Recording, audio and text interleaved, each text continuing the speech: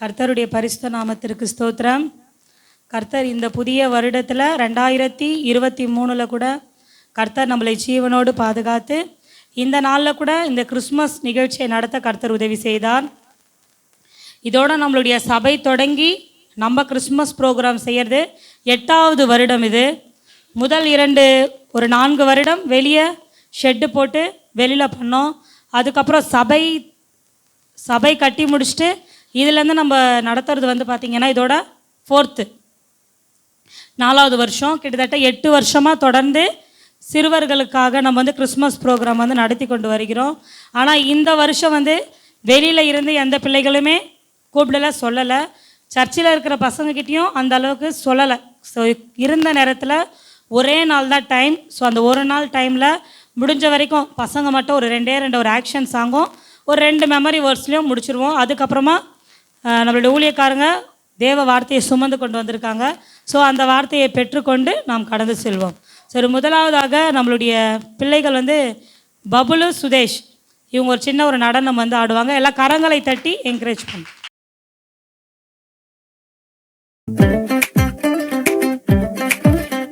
ஸ்வர்க்கத்தில் சந்தோஷம் வண்ணத்தி மண்ணே எல்லாருக்கும் ஆனந்தம், மண்ணில் எல்லாருக்கும் ஆனந்தம்.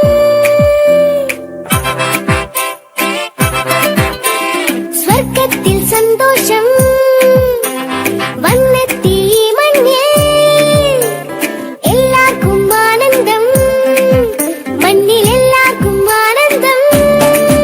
மத்தப்பால் கத்திட்டான், மத்தப்பேல் கைகொட்டான், தேவன்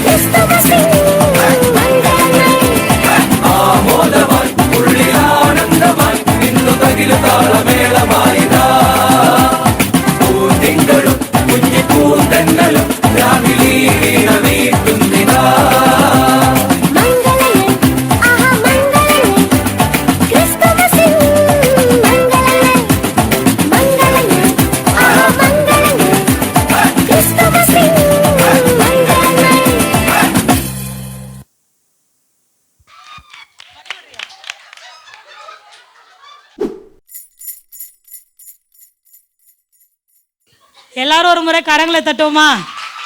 இந்த சாங்கு எந்த ஒரு ப்ராக்டிஸுமே கிடையவே கிடையாது. இன்னைக்கு அவன் லித்தீஷ் வந்து அவன் ஸ்கூலில் ஆடின சாங் இது. சரி திடீர்னு போட்டு விடுமா போட, இவனுக்கு சுத்தமாக தெரியாது சாம்க்கு, அப்படியே கூடியே சேர்ந்து ஆடிட்டான். இன்னொரு தடவை கரங்களை தட்டுவோமா?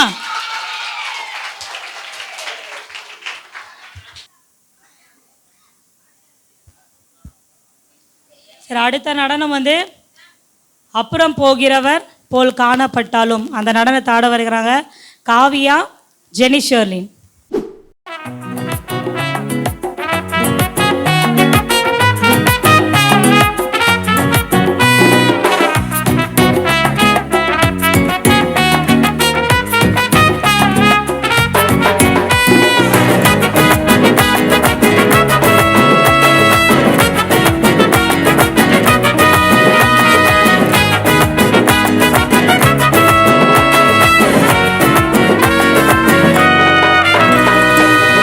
போகிறவர் போல காணப்பட்டாலும் இயேசு, அப்புறம் போகிறவர் போல காணப்பட்டாலும் இயேசு உன் மீது நோக்கமாயுள்ளார்.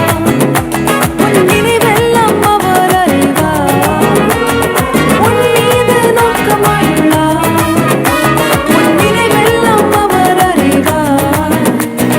காக்கின்றவர், உருவாக்கின்றவர், தோளின் மேல் சுமக்கின்றவர். காக்கின்றவர், உருவாக்கின்றவர், தோளின் மேல் சுமக்கின்றவர். தோளின் மேல் சுமக்கின்றவர்.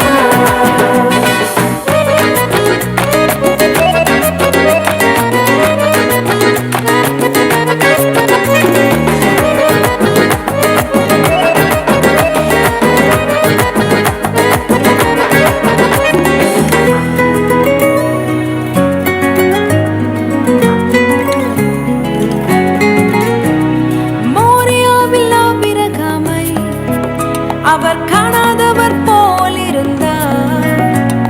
மோரியாவில் ஆபிரகாமை அவர் காணாதவர் போல் இருந்தார். ஈசாக்குக்கு மறுவாழ்வு அளித்து பாலூகி பெருகச் செய்தார். ஈசாக்குக்கு மறுவாழ்வு அளித்து பாலூகி பெருகச் செய்தார். அப்புறம் போகிறவர் போல காணப்பட்டாலும் இயேசு, அப்புறம் போகிறவர் போல காணப்பட்டாலும் இயேசு உன் மீது நோக்கமாயுள்ளார். உன் நினைவெல்லாம் அவர் அறிவார். உன் மீது நோக்கமாயுள்ளார். உன் நினைவெல்லாம் அவர் அறிவார். காக்கின்றவர், உருவாக்கின்றவர், தோளின் மேல் சுமக்கின்றவர். காக்கின்றவர், உருவாக்கின்றவர், தோளின் மேல் சுமக்கின்றவர்.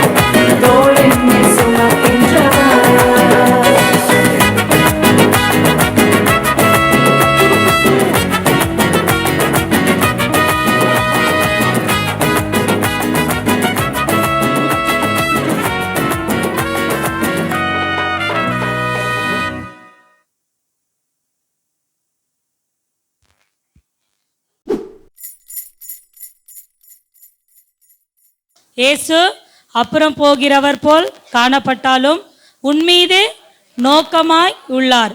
அவர் நம்ம மேல எப்படி இருக்காரு? நோக்கமாய் இருக்கிறாரு. ஏன்னா அந்த பாடலுடைய வரிகளுடைய அர்த்தமே அதுதான்.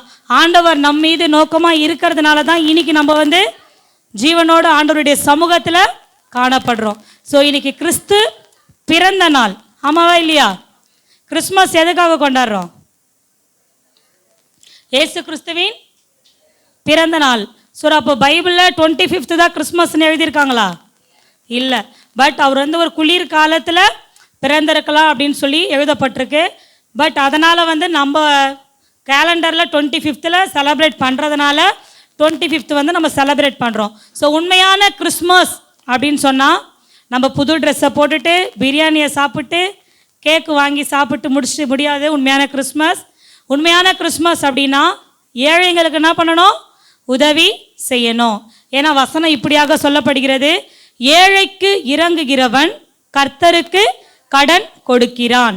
நம்ம கிட்ட இருக்கிற ட்ரெஸ்ஸஸ் நிறைய இருக்கலாம், பட் இல்லாதவங்களுக்கு நீங்கள் கொடுத்தீங்கன்னா பழைய ட்ரெஸ்ஸு தான் இல்லாதவங்களுக்கு போய் சேரும் பொழுது அது அவங்களுக்கு புது ட்ரெஸ்ஸாக போயிட்டு மாறுது. ஸோ இந்த கிறிஸ்மஸ்லேருந்து முடியாதவங்க இல்லாதவங்களுக்கு நம்ம என்ன செய்யணும்? உதவியை செய்யணும். அதுதான் உண்மையான கிறிஸ்மஸ். சரி, இப்போது ஒரு 2 வசனத்தை கேட்கலாம். ஆவியின் கனி அன்பு, சமாதானம், விசுவாசம், நற்குணம், நீடிய பொறுமை,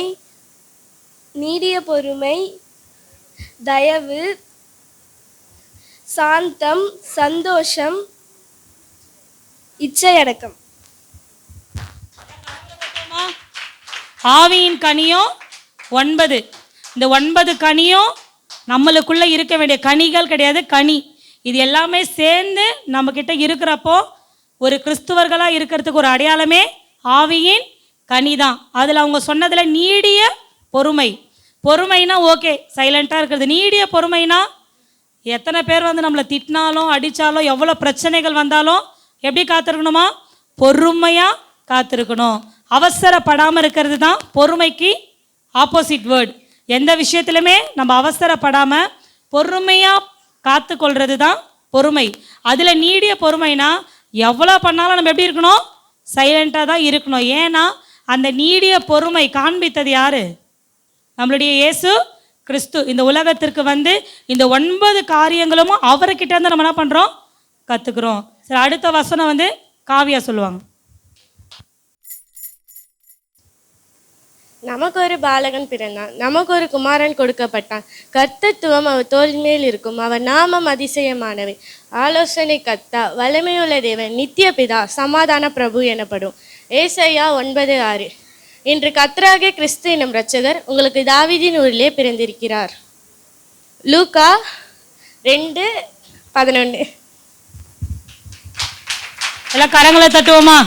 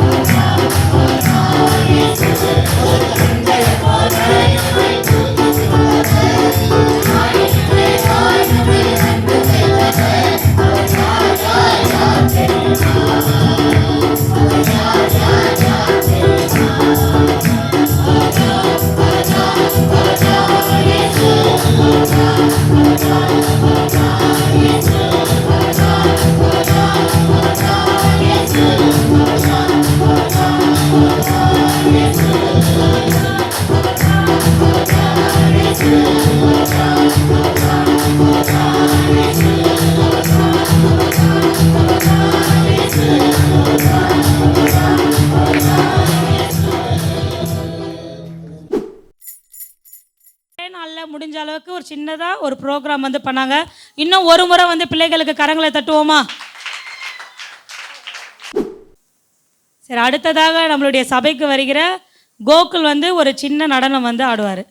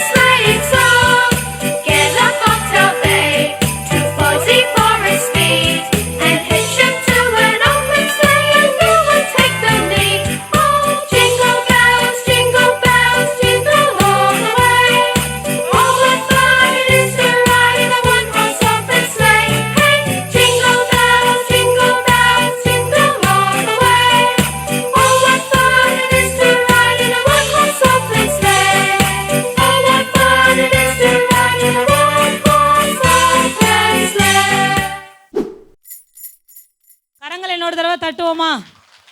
ஸோ அவனால் இருந்த பலனை வச்சுட்டு அவனால் ஆட முடிஞ்ச டான்ஸ் வந்து ஆடினா, கூடிய சீக்கிரத்தில் கர்த்தர் வந்து அவனுடைய வாயை திறந்து சீக்கிரமாக மான் கால்களை போல ஓட கர்த்தர் அவனுக்கு பலனை தருவார்.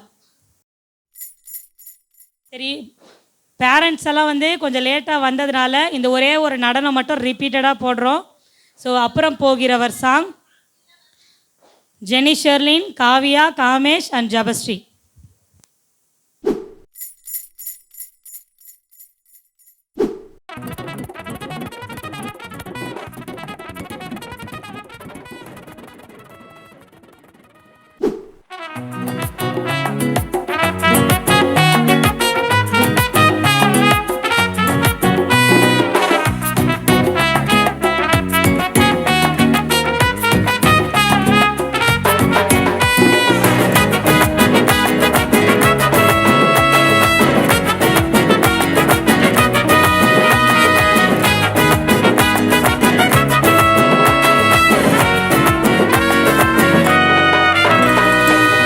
போகிறவர் போல காணப்பட்டாலும் இயேசு, அப்புறம் போகிறவர் போல காணப்பட்டாலும் இயேசு உன் மீது நோக்கமாயுள்ளார். உன் நினைவெல்லாம் அவர் அறிவார். உன் மீது நோக்கமாயுள்ளார். உன் நினைவெல்லாம் அவர் அறிவார். காக்கின்றவர், உருவாக்கின்றவர், தோளின் மேல் சுமக்கின்றவர்.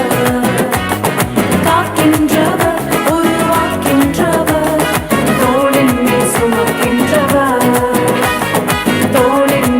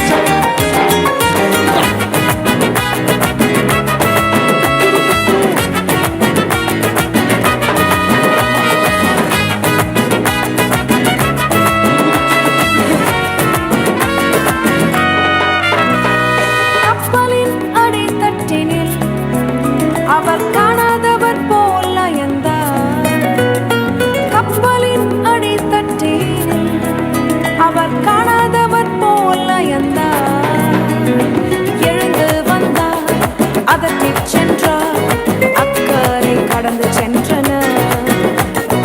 எழுந்து வந்தார், அதட்டிச் சென்றார். அக்கறை கடந்து சென்றனர். அப்புறம் போகிறவர் போல காணப்பட்டாலும் இயேசு, அப்புறம் போகிறவர் போல காணப்பட்டாலும் இயேசு உன் மீது நோக்கமாயுள்ளார். உன் நினைவெல்லாம் அவர் அறிவார். உன் மீது நோக்கமாயுள்ளார். உன் நினைவெல்லாம் அவர் அறிவார். காக்கின்றவர், உருவாக்கின்றவர், தோளின் மேல் சுமக்கின்றவர். காக்கின்றவர், உருவாக்கின்றவர், தோளின் மேல் சுமக்கின்றவர். தோளின் மேல் சுமக்கின்றவர்.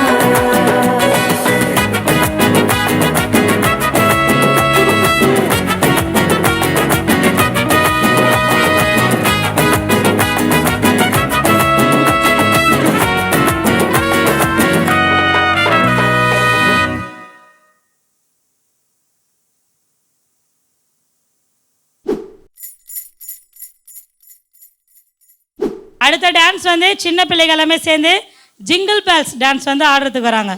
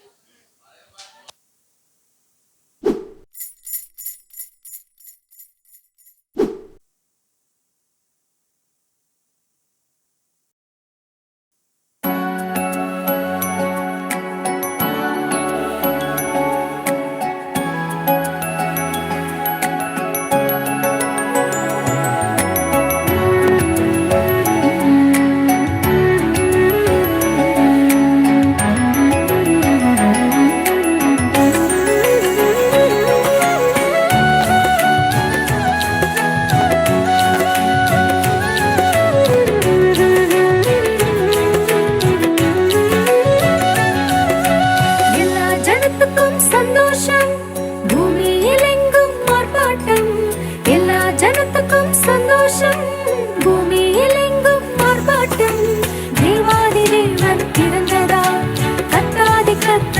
பிறந்ததால் தேவாதி தேவன் பிறந்ததால் கத்தாதி கத்தர் பிறந்ததால் எல்லா ஜனத்துக்கும் சந்தோஷம் பூமியில் எங்கும் ஆர்ப்பாட்டம் எல்லா ஜனத்துக்கும் சந்தோஷம் பூமியில் எங்கும் ஆர்ப்பாட்டம்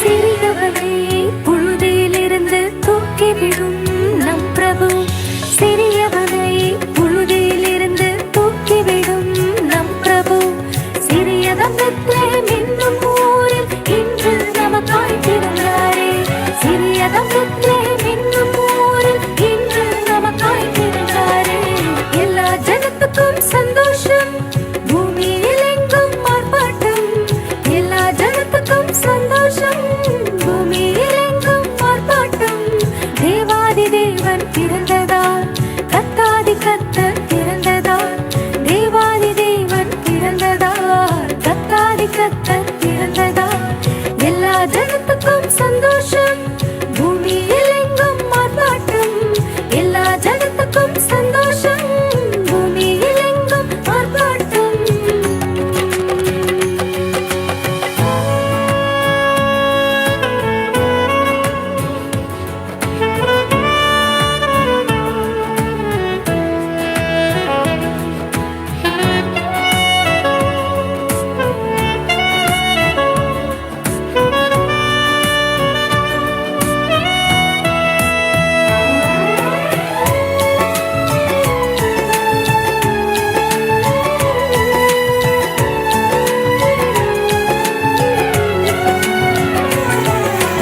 நமக்கொரு பாலன் பிறந்தாரே நமக்கொரு குமாரன் கொடுக்கப்பட்டார் நமக்கொரு பாலன் பிறந்தாரே நமக்கொரு குமாரன் கொடுக்கப்பட்டார் கர்த்தத்துவம் அவர் தோளின் மேலே அவரின் நாமம் அதிசயமே கர்த்தத்துவம் அவர் தோளின் மேலே அவரின் நாமம் அதிசயமே எல்லா ஜனத்துக்கும் சந்தோஷம் பூமியில் எங்கும் ஆர்ப்பாட்டம் எல்லா ஜனத்துக்கும் சந்தோஷம் பூமியில் எங்கும் ஆர்ப்பாட்டம் தேவாதி தேவன் பிறந்ததால் கத்தாதி கத்தர் பிறந்ததால் தேவாதி தேவன் பிறந்ததால் கத்தாதி கத்தர் பிறந்ததால் எல்லா ஜனத்துக்கும் சந்தோஷம் பூமியில் எங்கும் ஆர்ப்பாட்டம் எல்லா ஜனத்துக்கும் சந்தோஷம் பூமியில் எங்கும் ஆர்ப்பாட்டம்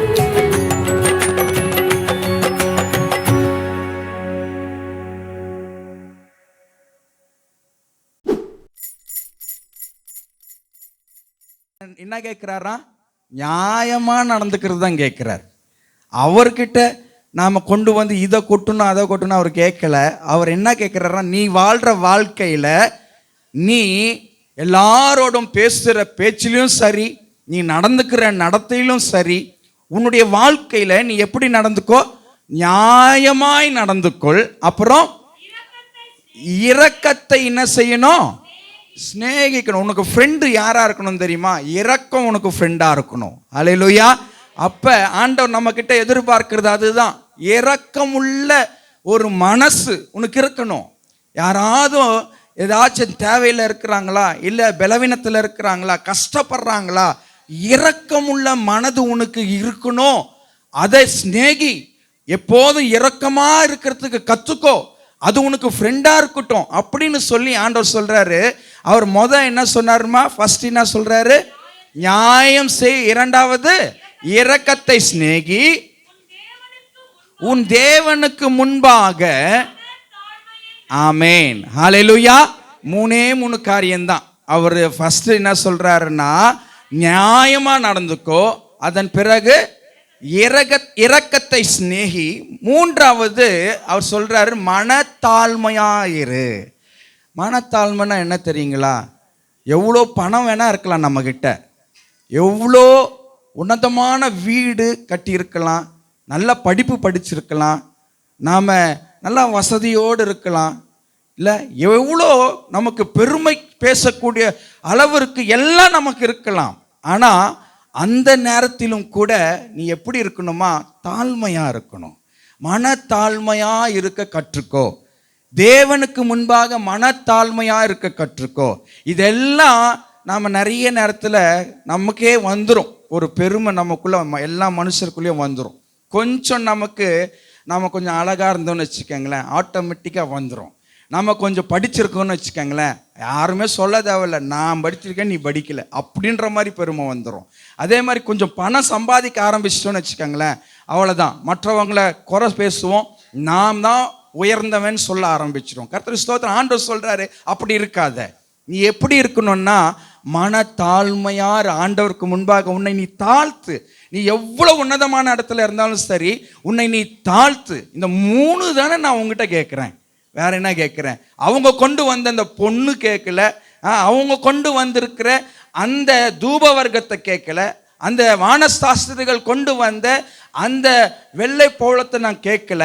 நான் இன்னொரு 3 கேட்குறேன். இந்த 3 என்னன்னா, நியாயமாக நடந்துக்கோ, இரக்கத்தை சிநேகி, அதுக்கப்புறம் இதுதானே நான் உங்களுக்கு கேட்குறேன்.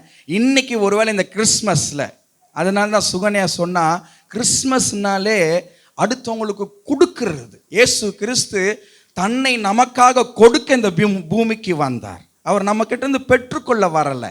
வேதம் தெளிவாக சொல்லுது, அவர் நமக்கு ஊழியம் செய்ய வந்தாராம். ஊழியம் செய்ய வந்தார்னா நம்மளுடைய தேவைகள்லாம் சந்தித்து ஒவ்வொன்றையும் தேவன் நமக்கு கொடுக்கும்படியாக வந்தார். கர்த்தருக்கு ஸ்தோத்திரம். அப்ப இயேசு கிறிஸ்து எதற்கு இந்த பூமிக்கு வந்தார்னா, அவர் பாவத்தை நம்ம இடத்திலிருந்து எடுத்து போட்டு பாவிகளை அழைத்து ரட்சிக்க வந்தார்.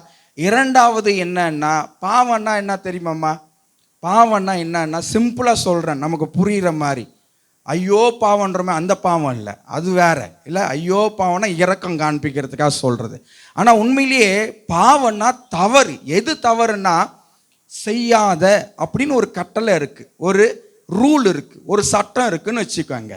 இன்னைக்கு உதாரணத்துக்கு நமக்கு புரிகிற மாதிரி சொல்லணுன்னா, அடுத்தவங்கள வீட்டில் இருக்கிற பொருளை அவங்களுக்கு தெரியாமல் எடுக்காத அப்படின்றது ஒரு சட்டம் இல்லை. அடுத்தவங்க பொருளை அவங்களுக்கு தெரியாமல் எடுக்காத. எடுத்தா என்ன, போலீஸ் கேஸ் ஆகிடும், அப்படி தானே? அவங்களுக்கு தெரியாமல் எடுத்தனா நீ திருடனா மாறிடுற. அப்போ பாருங்க, அது என்னன்னா பாவம். பொய் சொல்லாதுன்னு பசங்களுக்கு எல்லாருக்கும் நம்ம சொல்லி, ஆனால் அவன் நம்ம சொல்கிற வார்த்தையை மீறி பொய் சொல்லும்போது அது என்னவா மாறுது, பாவமாக மாறுது. அப்போ இந்த வேதம் சொல்லுது, உலகத்தில் எல்லாரும், எந்த பேதமும் இல்லை, எல்லாரும் பாவம் செய்து தேவன் கொடுக்கிற அந்த அனுகிரகத்திலிருந்து தவறி போயிட்டோம். அதனால தான் ஆண்டவராகிய இயேசு கிறிஸ்து திரும்பவுமாய் நம்மை சீர்படுத்த, சரியான பாதையில் போக, இயேசு வந்த நோக்கமே சிம்பிளாக ஒன்று தான், நீ தப்பு செய்யக்கூடாது. அதுதான் அவர் சொல்லி கொடுக்குறார். தப்பு செய்யாமல் நல்ல வாழ்க்கை வாழ், உண்மையான வாழ்க்கை வாழ், மாயமானமான வாழ்க்கை வாழாத. இயேசுவை ஏற்றுக்கிட்ட பிறகு திரும்பவும் நீ மாயமான வாழ்க்கை வாழ்ந்தன்னா அதில் அர்த்தமே கிடையாது. கர்த்தருக்கு ஸ்தோத்திரம். உண்மையான வாழ்க்கை வாழும்படியாக நமக்கு சொல்லி கொடுக்க தான் ஒரு பூமிக்கு வந்தார். இதுதான் வசனம் தெளிவாக சொல்லுது. இன்னும் சொன்னோன்னா ஒரு வசனத்தை வாசிமா, லூக்காவின் சுவிசேஷம் 4ஆம் அதிகாரம் 18ஆம் வசனத்தை வாசி. லூக்கா 4:18. கர்த்தருடைய ஆவியா, இயேசு கிறிஸ்து சொல்றார் இந்த வசனத்தை, இந்த வார்த்தைகளை, கர்த்தருடைய ஆவியானவர் என் மேல் இருக்கிறார். என்னவாமா? பாருங்கம்மா, தரித்திரருக்கு சுவிசேஷத்தை பிரசங்கிக்கும்படி இயேசு கிறிஸ்து சொல்றாரு, இந்த பூமிக்கு நான் வந்தேன், என் மேல தேவனுடைய ஆவியானவர் இருக்கிறார், நான் தேவனா இருக்கிறேன். வேதம் தெளிவா சொல்லுது, ஆதியிலே இயேசு இருந்தார், இயேசு தேவனிடத்தில் இருந்தார், இயேசுவே தேவனா இருக்கிறார். ஹல்லேலூயா.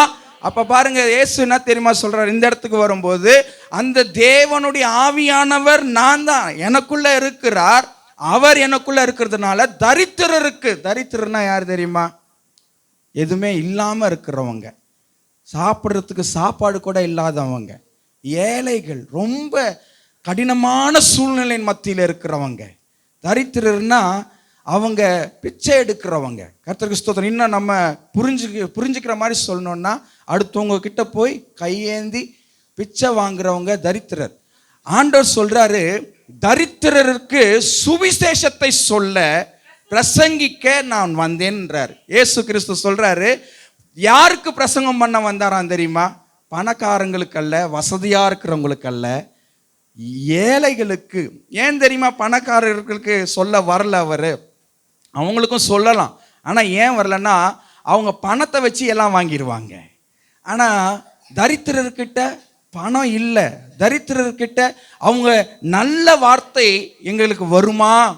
போன வருஷம்லாம் கஷ்டப்பட்டோமே, போன வருஷம்லாம் இந்த குறைகளிலே நாங்கள் எவ்வளோ அவஸ்தைப்பட்டோமே, எங்களுக்கு இது இல்லையே அது இல்லையே, சந்தோஷமே இல்லையே எங்கள் வாழ்க்கையில் அப்படின்னு தரித்திரர் அப்படியே ஏங்கி கிடக்கிற அந்த தரித்திரருக்கு நல்ல வார்த்தை இல்லை. சுவிசேஷம்னா என்னன்னா நல்ல வார்த்தை.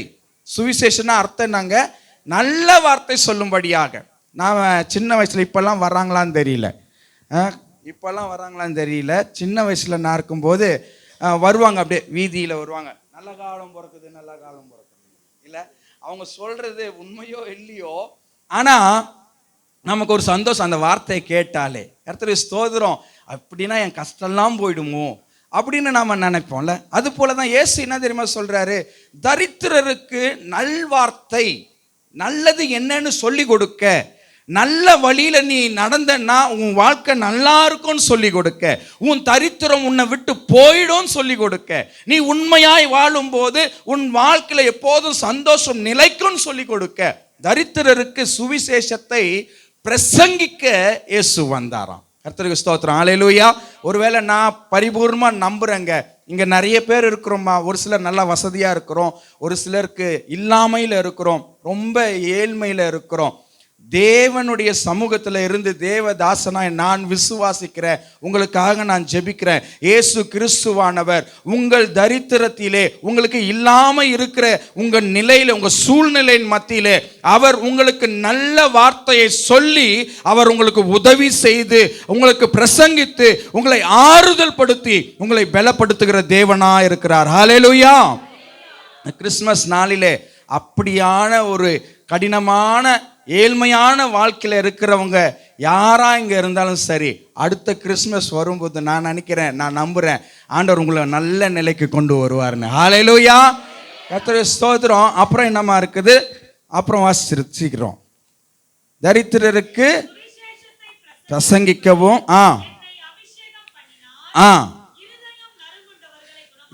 இருதயம் நறுங்குண்டவர்களை குணமாக்கவும். நல்லா கவனமா கேளுங்கம்மா.